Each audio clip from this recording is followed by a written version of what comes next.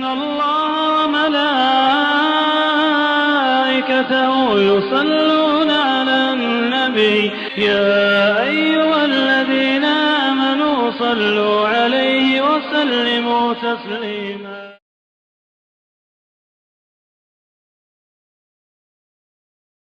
الحمد لله رب العالمين والصلاة والسلام على نبينا محمد خاتم الأنبياء وسيد المرسلين وعلى آله وصحبه أجمعين أما بعد رب اشرح لي صدري ويسر لي أمري واحلل عقدة من لساني يفقهوا قولي.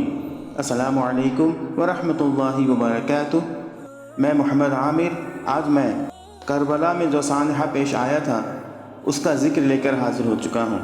کربلا کا سانحہ 10 محرم 61 ہجری کو موجودہ عراق میں کربلا کے مقام پر پیش آیا، جہاں اموی خلیفہ یزید اول کی بھیجی گئی فوج نے محمد رسول اللہ صلی اللہ علیہ وسلم کے نواسے امام حسین ابن علی رضی اللہ تعالی عنہما اور ان کے اہل خانہ کو شہید کیا. امام حسین ابن علی رضی اللہ تعالی عنہما کے ساتھ 72 ساتھی، کچھ غلام، 22 اہل بیت کے جوان اور خاندان نبوی کے کچھ خواتین و بچے شامل تھے. صلح حسن کی شرائط کو پس پش ڈال کر معاویہ ابن سفیان رضی اللہ تعالیٰ عنہ نے اپنے بیٹے یزید ابن معاویہ کو اپنی جگہ جانشین نامزد کیا، اصول دین کی خلاف ورزی کی اور اسلام میں بادشاہی نظام کی بنیاد رکھی، جو کہ کسی طور پر رسول اللہ صلی اللہ علیہ وسلم کی تعلیمات نہیں تھی. اسلامی اصولوں کے حساب سے ایسی غازبی حکومت کا کوئی تصور نہیں ہوتا. ابھی تک سرزمین حجاز میں ایسے کبار صحابہ اور اکابرین موجود تھے جنہوں نے براہ راست نبی کریم صلی اللہ علیہ وسلم کا دور دیکھا تھا، لہٰذا ان کے لیے معاویہ رضی اللہ تعالیٰ عنہ کی غلط روایت قبول کرنا ممکن نہ تھا. امام حسین رضی اللہ تعالیٰ عنہ نے انہی اصولوں کی خاطر یزید کی بیعت قبول کرنے سے انکار کر دیا. یزید کا ذاتی کردار ان تمام اوصاف سے عاری تھا جو امیر یا خلیفہ کے لیے شریعت اسلامیہ نے مقرر کیے ہیں. سیر و شکار اور شراب و شباب اس کے پسندیدہ مشاغل تھے، لہٰذا ذاتی حیثیت سے بھی کسی فاسق و فاجر کو بطور حکمران تسلیم کرنا امام حسین رضی اللہ تعالیٰ عنہ کے لیے کس طرح ممکن ہو سکتا تھا؟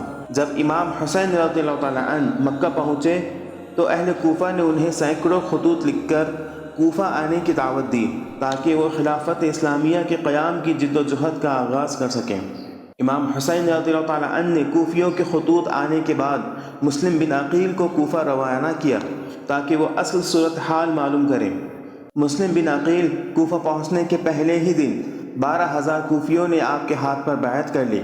کوفہ کے اموی حاکم بشیر نے ان کے ساتھ نرمی سے کام لیا. کوفیوں کی خدمات سے متاثر ہو کر مسلم بن عقیل نے امام حسین رضی اللہ تعالیٰ عنہ کو کوفہ آنے کا خط لکھا، لیکن غدار اہل کوفہ نے ان سے غداری کی اور اپنے وعدوں سے پھر کر امام حسین رضی اللہ تعالیٰ عنہ کا ساتھ نہ دیا. یزید کی بھیجی ہوئی افواج نے کربلا میں نواسۂ رسول امام حسین رضی اللہ تعالیٰ عنہ کو، ان کے اہل خانہ اور اصحاب کو شہید کر دیا. مختصر سا قافلہ 2 محرم الحرام 61 ہجری بمطابق 12 اکتوبر 680 عیسوی کو کربلا کے میدان میں اترا. دوسرے ہی روز عمر بن سعد 6000 سپاہیوں کے ساتھ وہاں پہنچا. عمر بن سعد چونکہ امام حسین سے لڑنے کا خواہش مند نہ تھا، اس لیے قرہ بن سفیان کو آپ نے پاس بھیجا. اے لوگو، جلدی نہ کرو، پہلے میری بات سن لو. مجھ پر تمہیں سمجھانے کا جو حق ہے اسے پورا کر لینے دو اور میرے آنے کی وجہ بھی سن لو. اگر تم میرا عذر قبول کر لو گے اور مجھ کو معاف کرو گے تو تم انتہائی خوش بخت انسان ہوگے، لیکن اگر تم اس کے لیے تیار نہ ہوئے تو تمہاری مرضی.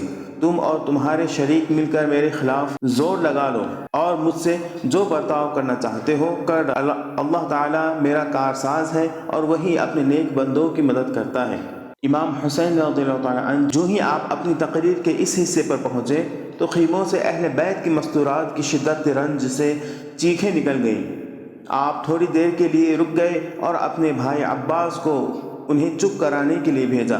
جب خاموشی طاری ہوئی تو آپ نے اپنی تقریر کو جاری رکھتے ہوئے فرمایا، لوگو، تم میرے حسب و نسب پر غور کرو اور دیکھو کہ میں کون ہوں. اپنے گریبانوں میں منہ ڈالو اور اپنے آپ کو ملامت کرو۔ تم خیال کرو کیا تمہیں میرا قتل اور میری توہین زیب دیتی ہے؟ کیا میں تمہارے نبی کا نواسا اور ان کے چچیرے بھائی کا بیٹا نہیں، جنہوں نے سب سے پہلے اللہ تعالیٰ کی آواز پر لبیک کہا اور اس کے رسول پر ایمان لائے؟ کیا سید الشہداء حضرت امیر حمزہ رضی اللہ تعالیٰ عنہ میرے والد کے چچا نہ تھے؟ کیا جعفر طیار میرے چچا نہ تھے؟ کیا تمہیں رسول اللہ صلی اللہ علیہ وسلم کا وہ قول یاد نہیں جو انہوں نے میرے اور میرے بھائی کے بارے میں فرمایا تھا کہ دونوں نوجوانان جنت کے سردار ہوں گے؟ اگر میرا یہ بیان سچا ہے، اور ضرور سچا ہے، تو بتاؤ کہ تمہیں ننگی تلواروں سے میرا مقابلہ کرنا ہے، اور اگر تم مجھے جھوٹا سمجھتے ہو تو آج بھی تم میں سے وہ لوگ موجود ہیں جنہوں نے میرے متعلق رسول اللہ صلی اللہ علیہ وسلم کی حدیث سنی ہے، تم ان سے دریافت کر سکتے ہو۔ تم مجھے بتاؤ کہ کیا آپ کی اس حدیث کی موجودگی میں بھی تم میرا خون بہانے سے باز نہیں رہ سکتے؟ لیکن کوفیوں اور ان کے سرداروں پر کوئی اثر نہ ہوا، صرف حر بن یزید تمیمی پر آپ کے اس تقریر کا اثر ہوا۔ جن کوفیوں نے امام حسین رضی اللہ تعالیٰ عنہ کو خطوط لکھ کر کوفہ آنے کی دعوت دی، ان کی تعداد ایک روایت کے مطابق 12,000 اور دوسری روایت کے مطابق 18,000 تھی، لیکن جب جنگ کی نوبت آ گئی تو ان بے وفا اور دغا باز لوگوں میں سے کسی نے حضرت حسین کا ساتھ نہ دیا اور کھڑے تماشا دیکھتے رہے، یہاں تک کہ آپ نے اپنے جاں نثار ساتھیوں کے ہمراہ جام شہادت نوش فرمایا۔ اس واقعے کا مختصر تعارف کے بعد آئیے رخ کرتے ہیں ان احادیث کی طرف جس میں اللہ کے رسول علیہ السلام نے حضرت حسین رضی اللہ تعالیٰ عنہ کے فضائل بیان کیے ہیں۔ اللہ کے رسول علیہ السلام نے ارشاد فرمایا، آج رات ایک ایسا فرشتہ زمین پر اترا ہے جو پہلے کبھی نہیں آیا، اور اس نے اللہ تعالیٰ کے حکم سے مجھے سلام کہا اور خوشخبری دی کہ میری بیٹی فاطمہ جنت کی عورتوں کی سردار اور حسن و حسین جنتی جوانوں کے سردار ہوں گے۔ ایک دوسری حدیث میں ارشاد فرمایا، حسن اور حسین جنتی جوانوں کے سردار ہوں گے اور ان کے والد ان دونوں سے بہتر ہوں گے۔ بخاری کی ایک حدیث ہے جسے عبداللہ ابن عباس رضی اللہ تعالیٰ عنہ نے بیان کیا ہے۔ آپ کہتے ہیں کہ رسول اللہ صلی اللہ علیہ وسلم سیدنا حسن اور سیدنا حسین کو اللہ کی پناہ میں دیا کرتے اور فرماتے، تمہارے باپ سیدنا ابراہیم اپنے دو بیٹوں سیدنا اسماعیل اور سیدنا اسحاق کو بھی انہی الفاظ کے ساتھ پناہ میں دیا کرتے تھے، اور میں تم دونوں کو اللہ تعالیٰ کے کلمات تامہ کی پناہ میں دیتا ہوں، ہر شیطان سے اور ہر زہریلے جانور سے اور ہر نقصان پہنچانے والی نظر بد سے۔ ایک دوسری حدیث میں اللہ کے رسول علیہ السلام کی حضرت حسن اور حضرت حسین رضی اللہ تعالیٰ عنہما کے تعلق سے جو دعا منقول ہوئی ہے وہ اس طرح ہے۔ آپ صلی اللہ علیہ وسلم نے دعا فرمائی، یہ دونوں میری اولاد ہیں اور میری بیٹی کے بیٹے ہیں، اے اللہ میں ان دونوں سے محبت رکھتا ہوں، اس لیے تو بھی ان دونوں سے محبت فرما اور اس شخص سے بھی محبت فرما جو ان دونوں سے محبت رکھے۔ ایک اور حدیث میں اللہ کے رسول علیہ السلام کو بیان درج کیا گیا ہے۔ آپ صلی اللہ علیہ وسلم نے فرمایا، حسین مجھ سے ہے اور میں حسین سے، اللہ تعالیٰ اس شخص سے محبت فرمائے جو حسین سے محبت کرے، حسین میرے نواسوں میں عظیم الشان نواسا ہے۔ سنن نسائی کی ایک حدیث میں سیدنا شداد رضی اللہ تعالیٰ عنہ کا بیان ہے کہ رسول اللہ صلی اللہ علیہ وسلم ہمارے پاس نماز عشاء کی امامت کے لیے باہر تشریف لائے۔ اس وقت آپ صلی اللہ علیہ وسلم نے سیدنا حسن یا سیدنا حسین رضی اللہ تعالیٰ عنہما کو اٹھایا ہوا تھا۔ رسول اللہ صلی اللہ علیہ وسلم امامت کے لیے آگے بڑھے اور نواسے کو وہیں زمین پر بٹھا لیا، پھر تکبیر کہہ کر نماز شروع فرمائی۔ آپ نے نماز کے دوران سجدے میں تاخیر فرما دی تو میں نے نماز ہی میں سر اٹھا کر دیکھا کہ آپ کے نواسے پشت مبارک پر چڑھے ہوئے ہیں، اور اس وقت آپ صلی اللہ علیہ وسلم سجدے کی حالت میں ہیں۔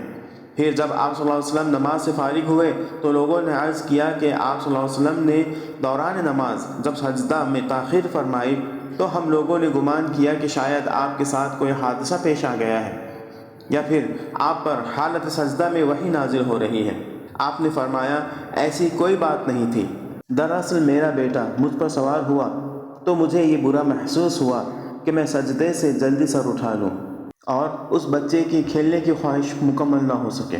تو یہ چند احادیث حضرت حسین رضی اللہ تعالیٰ عنہما کے فضائل کے تعلق سے آئی ہیں، جس سے ہمیں اس بات کا اندازہ ہو جاتا ہے کہ اللہ کے رسول علیہ الصلوۃ والسلام کی نظر میں آپ کے نواسے کی کیا حیثیت تھی۔ آپ صلی اللہ علیہ وسلم اپنے نواسے سے بہت محبت کیا کرتے تھے۔ آپ کو آپ کے جیتے جی ہی اس بات کی خبر مل چکی تھی کہ آپ کے نواسے کو شہید کیا جائے گا اور بے رحمی کے ساتھ شہید کیا جائے گا۔ ہم یہ سوچ بھی نہیں سکتے کہ اللہ کے رسول علیہ الصلوۃ والسلام کے کیسے جذبات رہے ہوں گے جب آپ کو یہ بات بتائی گئی ہوگی کہ جو آپ کا سب سے لاڈلا ہے اسی کو بے رحمی سے شہید کر دیا جائے گا۔ یہ ایک ایسا واقعہ ہے جو محرم کے مہینے میں پیش آیا ہے، اور اس واقعے کے پیش آنے کی وجہ سے اس مہینے کی اہمیت اور فضیلت میں کوئی فرق نہیں پڑتا۔ یہ الگ سے ایک واقعہ ہے جس کا علم ہر اہل ایمان کو ہونا ضروری ہے تاکہ وہ بھی وقتاً فوقتاً اپنے ایمان کو تازہ کر سکیں، اور جس چیز کی خاطر حضرت حسین رضی اللہ تعالیٰ عنہ نے قربانی دی تو اس قربانی کے ذریعے سے ہم اس اصل چیز کو یاد رکھ سکیں اور اپنی زندگی کو اسلام کے حساب سے منور کر سکیں اور اپنی آخرت کو اسلام کے ذریعے سے سنوار سکیں۔ ہمیں یہ یاد رکھنا چاہیے کہ اس واقعے کی وجہ سے محرم مہینے کی فضیلت میں کوئی کمی یا بیسی نہیں ہوتی۔ اس کی جو فضیلت پہلے دن سے تھی وہی فضیلت اب تک ہے، اور نہ ہی اس واقعے کی وجہ سے محرم مہینے میں کوئی خاص ریتی رواج ہونا چاہیے جو مسلمانوں کے درمیان آج کل رائج ہیں۔ اللہ تعالیٰ ہمیں ایسے غیر ضروری ریتی رواج سے محفوظ رہنے کی توفیق عطا فرمائے، اور اللہ رب العزت ہمیں حضرت حسین رضی اللہ تعالیٰ عنہ کی قربانی کی اہمیت کو سمجھتے ہوئے اپنے ایمان کو تازہ کرنے کی توفیق عطا فرمائے اور اپنی آخرت کو ایمان کے ذریعے سے سنوارنے کی توفیق عطا فرمائے۔ آمین۔ وآخر دعوانا ان الحمد للہ رب العالمین۔ السلام علیکم ورحمۃ اللہ وبرکاتہ۔